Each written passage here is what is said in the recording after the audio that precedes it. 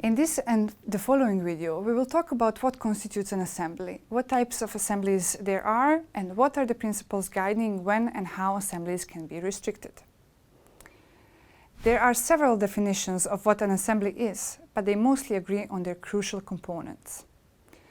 The guidelines developed by OSCE ODIHR together with the Council of Europe Venice Commission define assembly as the intentional and temporary presence of a number of individuals in a public place for a common expressive purpose. The UN Special Rapporteur on Freedom of Peaceful Assembly and Association defines it as an intentional and temporary gathering in a private or public space for a specific purpose. As you can see, the common denominators are the following words: intentional, presence of a number of persons, public place, and common expressive purpose. Intentional means that there is an intention to assemble, whether it's a planned one or an ad hoc one. The presence of a number of persons entails that the right to freedom of peaceful assembly is an individual right, which is exercised collectively. However, although an assembly, by definition, requires the presence of more than one person, individual protesters exercising their right to freedom of expression, where their physical presence is an integral part of that expression, should be afforded the same protections as those who gather as a part of an assembly. Public place is the most common place of assemblies, but the right also applies to indoor events and private spaces. The European Court of Human Rights, for instance, ruled that the right to freedom of assembly covers both private meetings and meetings in public through fairs, as well as static meetings and public processions. Finally, assemblies should have a common expressive purpose, meaning that they should aim at conveying a message. This message can be of social, political, cultural, or religious character. It is important to note that temporary presence does not mean short presence. Thus, the right includes lengthy occupation of premises that is peaceful, roadblocks, and other forms of ongoing assemblies that are not permanent, such as sit-ins. Now let's discuss how freedom of peaceful assembly is regulated in the international human rights instruments and how it relates to other human rights. The right to peaceful assembly is protected under a variety of international human rights instruments. Most notably, Article 20 of the Universal Declaration of Human Rights states that everyone has the right to freedom of peaceful assembly and association. This is further elaborated in Article 21 of the International Covenant on Civil and Political Rights, which states, "The right of peaceful assembly shall be recognized. No restrictions may be placed on the exercise of this right other than those imposed in conformity with the law and which are necessary in a democratic society in the interest of national security or public safety, public order, the protection of public health or morals, or the protection of the rights and freedom of others."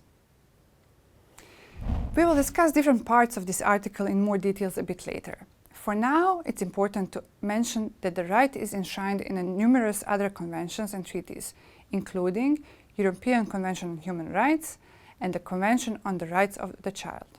The interpretation of the scope of the right to freedom of peaceful assembly set out in these treaties and documents should be interpreted through the jurisprudence developed by their respective monitoring bodies: the UN Human Rights Committee, the European Court of Human Rights, and the Inter-American Commission on Human Rights as the most relevant to the OSCE region.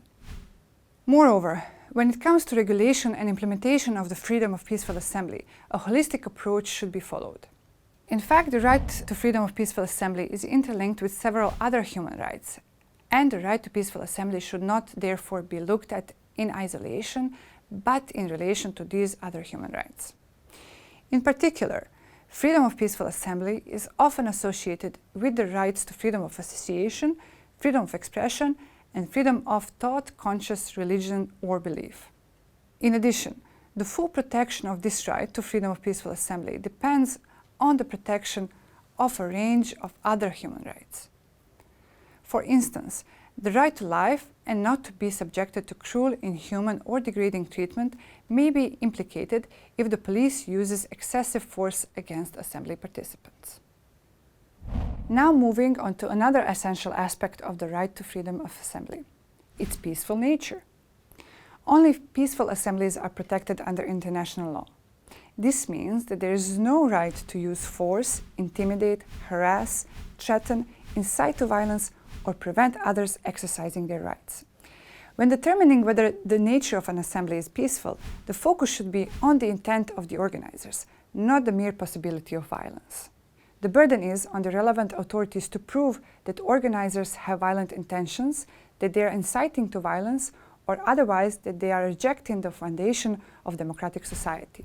The violent intent of the organizers should be assessed in conjunction with Article 20 of the International Covenant on Civil and Political Rights, which prohibits war propaganda and advocacy of national, racial, or religious hatred that constitutes incitement to discrimination, hostility, or violence.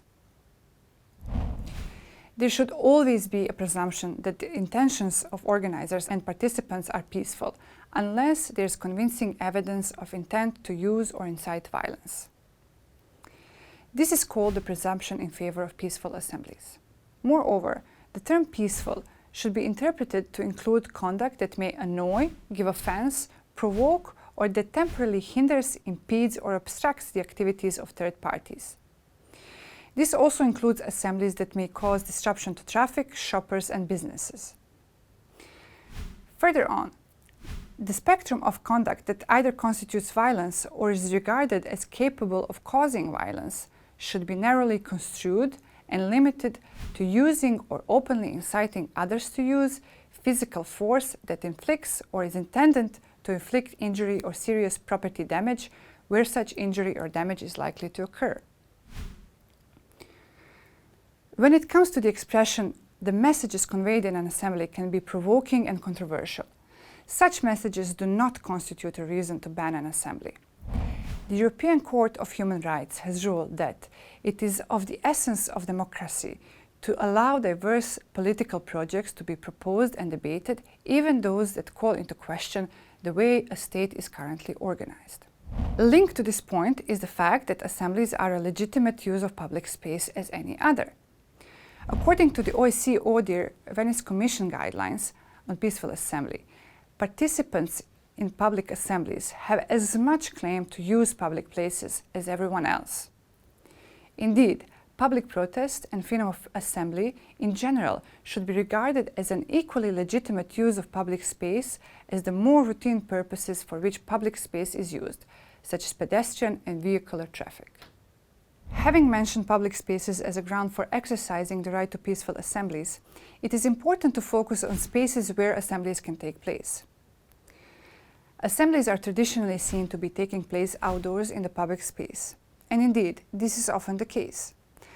While people have the right to choose the location or route of an assembly in publicly accessible places, peaceful assemblies may also take place indoors and in private spaces. In fact, organizing assemblies in such spaces might sometimes be crucial for the respect of the sight and sound principle, which we will discuss in the following video, or for the expressive purpose of an assembly. COVID-19 pandemic has shown non-traditional places and ways for assemblies to be organized, and new technologies have offered new places where assemblies can be discussed, planned, and publicized. Access to the internet and social media has become an important aspect of an assembly for organizers, participants, monitors, and human rights defenders. In all these instances, the state has both positive and negative obligations. Negative obligation means that state should not interfere. Positive obligation means that the state has a duty to protect and enable. More specifically, state obligations include several principles. First principle is non-interference, as a negative duty not to prohibit, restrict, block, or disrupt assemblies without good reasons and not to sanction participants without good cause. This entails minimum or no restriction to time, place, and manner in which the assembly is being organized. Second, principle of facilitation and protection of assemblies and peaceful counter-demonstrations as a positive duty requires the state to protect the participants of peaceful assembly from any person or group, including agents, provocateurs, and counter-demonstrators that attempts to disrupt or inhibit it in any way. This includes both protection from violent counter-demonstrations as well as protection of peaceful counter-demonstrations. Thirdly, enabling environment involves a duty to put in place adequate mechanisms and procedures to ensure that freedom of peaceful assembly can be exercised effectively in practice, in line with international human rights standards. And finally, effective redress and accountability mechanisms involve independent and visible oversight of all bodies involved in fulfilling the obligation to accommodate assemblies, including access to judicial remedies in case of potential violations of the rights involved. In general, states should facilitate assemblies. Facilitation is not only a responsibility of the police, and other bodies such as the ministry or the municipality together with the police may have roles in either administration of the assembly, general facilitation, or as a part of the complaint procedures. Let us focus more closely on the state's positive duty to safeguard the right to peaceful assembly. It is important to note that the official duty to maintain public order during assemblies, including by protecting participants, is a central responsibility of the state. This implies a number of things. First, assembly organizers should not be held responsible for the maintenance of public order, as this would essentially ask them to replace law enforcement bodies. In addition, assembly organizers and participants should not be held liable for the unlawful conduct of other people. Moreover, the costs of providing adequate security and safety measures should be fully covered by the public authorities. This cost may include traffic and crowd management and first aid services. In fact, states should not levy any additional financial charge on assembly organizers for providing adequate and appropriate policing during an assembly. Organizers and stewards may assist in some tasks, but they cannot take responsibility for maintaining public order. As stressed in the OSCE, ODIHR and Venice Commission guidelines on the right to freedom of peaceful assembly, assembly organizers should also not be responsible to clean up after the assembly. Finally, it should be highlighted that the state's duty to protect peaceful assembly is of particular significance where the persons holding or attempting to hold an assembly are espousing a view that is unpopular, as this may increase the likelihood of the hostile opposition. However, as we will discuss, potential disorder arising from hostility directed against those participating in a peaceful assembly must not be used to justify the imposition of restrictions on peaceful assembly. We are now going to focus on the different types of assemblies, on the difference between unlawful and violent assemblies. Assemblies may take many forms, including demonstrations, protests, meetings, processions, rallies, sit-ins, candlelight vigils, and flash mobs. Assemblies can be planned and organized, unplanned and spontaneous, and static and moving assemblies. Individuals also have a right to express their disagreement with the views expressed at a public assembly through counter-demonstrations. When facilitating counter-demonstrations, the state should allow peaceful counter-protesters to assemble within sight and sound of their target audience, as we will discuss later. This is unless the counter-demonstrations intend to physically interfere with the other assembly, or if there is a risk of imminent violence that cannot be mitigated or otherwise prevented. Simultaneous assemblies should also be facilitated where possible. Prohibiting an assembly only because it is taking place at the same place and time as an already notified or planned public assembly, in cases where both can be reasonably accommodated, is likely to amount to a disproportionate and possibly discriminatory response. Finally, in some situations, individuals might want to assemble spontaneously as an urgent response to a triggering event or news.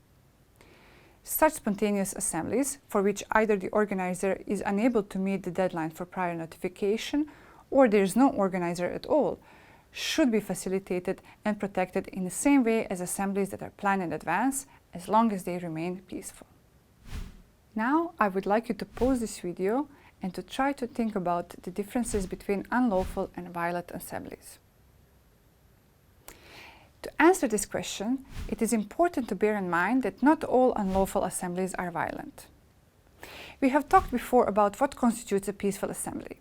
An assembly can be deemed violent only if there is a convincing evidence of the intent to use or incite violence. the burden to prove violent intentions of the organizers lies with authorities. Moreover, even when an assembly is deemed violent, participants still retain their other rights, such as right to liberty and prohibition of torture and inhumane treatment. As mentioned before, an assembly would not be considered violent only because it temporarily hinders, impedes, or obstructs the activities of third parties, for example, by temporarily blocking traffic. This is rather seen as a legitimate use of public space and of the right to freedom of expression. An assembly may be unlawful if it doesn't comply with the formal requirements for holding it, such as notification or authorization requirements. However, under international law, this is not a sufficient ground for dispersal or prohibition. An assembly can be entirely peaceful even if it's unlawful under domestic law. This means that even though an assembly may be deemed unlawful under local legislation, it might be still protected under international law. For example, according to international human rights standards, a peaceful assembly will still be deemed lawful even if it's not notified, as spontaneous assemblies are recognized as a legitimate part of the right to peaceful assembly. Therefore, such assemblies should be facilitated and protected by law enforcement. Instances of violent or unlawful acts by participants in otherwise peaceful protests should be dealt with individually and should not lead to the termination of the entire assembly. As mentioned before, the fact that certain content or messages may provoke strong reactions by non-participants does not make an assembly non-peaceful. Moreover, assemblies are sometimes organized in violation of the law as a way for organizers and participants to amplify their messages. These so-called civil disobedience assemblies should be facilitated by the state as long as they remain peaceful. In the next video, we will focus on key standards, guiding principles, and possible restrictions on the right to freedom of peaceful assembly.